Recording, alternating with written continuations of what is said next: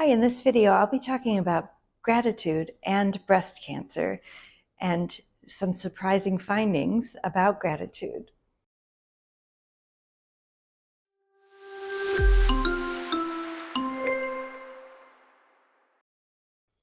Before I go further, I'd love to invite you to subscribe to our YouTube channel.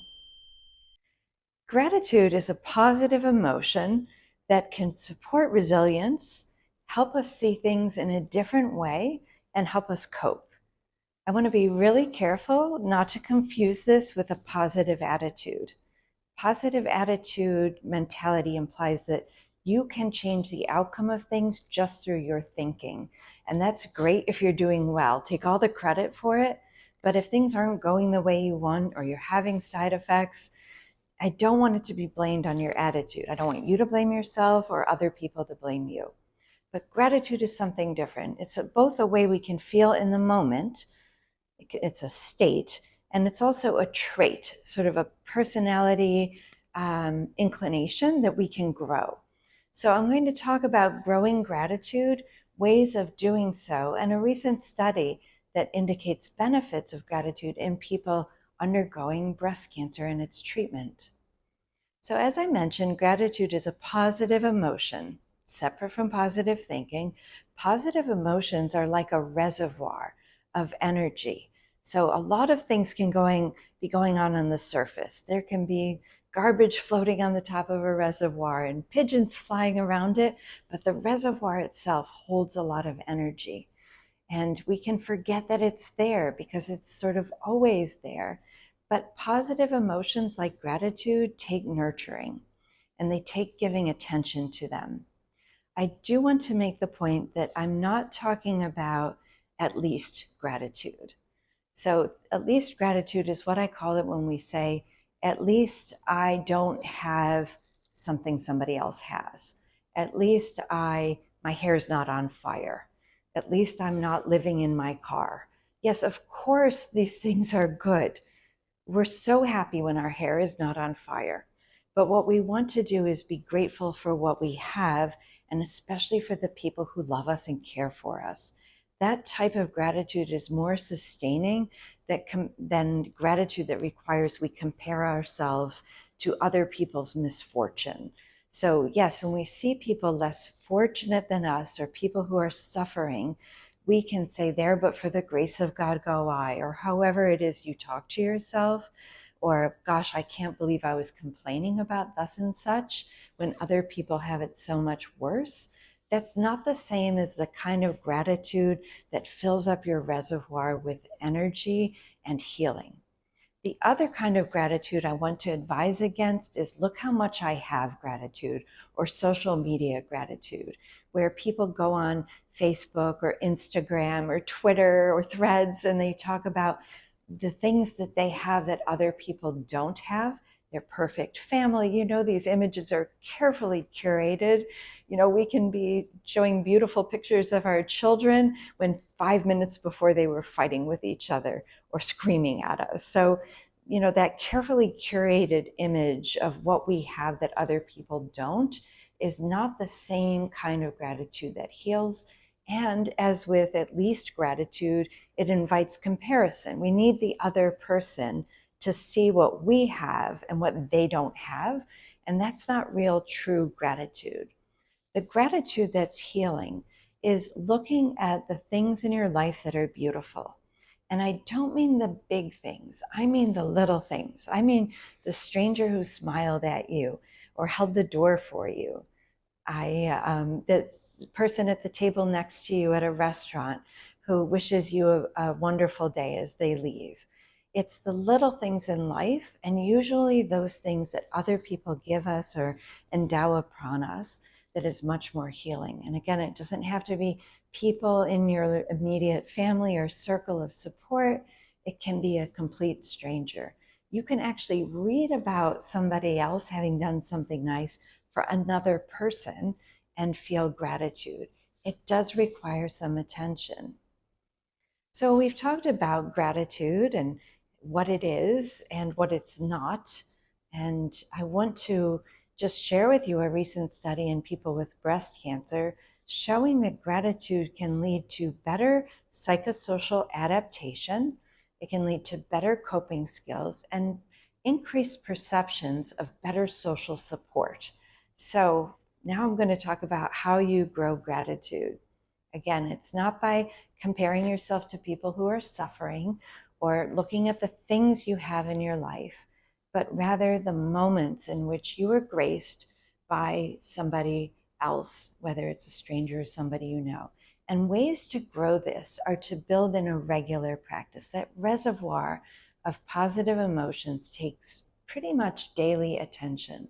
So I don't know if you've heard of 3 good things, where you write 3 things you're grateful for, but more generically, a gratitude journal can be really helpful in honing your ability to pay attention to the good things in your life. No matter what we're going through, we can always eke out something to be grateful for. And it might be the same 3 things every day, or the same 5 things every day, the same 10 things every day. But paying attention to those things for which we have gratitude helps us see and buffer us against the really awful things that happen, whether it's before breast cancer or now that you're living with breast cancer, or you're somebody supporting somebody, you're a family member or friend of somebody going through breast cancer and its treatment. The other thing I can encourage is for you to pay attention when you're out and about. So when you're outside, notice all your senses. That mindful attention to the present moment is a form of gratitude. I've talked before about awe, noticing beauty in other people, the kindness that people have exhibited towards others, even if it's not you. You might notice something beautiful like a mountain or a sunset, or it might be something really small like a wildflower blooming on your daily walk. So these are some things that you can do. Mindfulness doesn't mean meditation, but if you meditating on things you're grateful for and paying deep attention to those can be helpful. Next, I'm going to be talking about specific things that you might want to focus your gratitude on if you're going through breast cancer and its treatment, particularly if you're having a really difficult time. So there are 4 general things that you can focus on if you need a little help getting started. The first thing is your own assets, your own strengths, your resilience. Even if you're having really bad days where you feel like you're a total mess, you are getting through this. You're putting one foot in front of the other and being grateful for your own strengths, maybe strengths you didn't even know you have. Your own assets is something you can be grateful for. You're showing up, you're exhibiting courage, you're exhibiting grace, you're being generous to other people, your patience, all of the strengths that you have, your joy of learning, all of these are strengths that you can be grateful for. The next category is your own support system, including your medical team.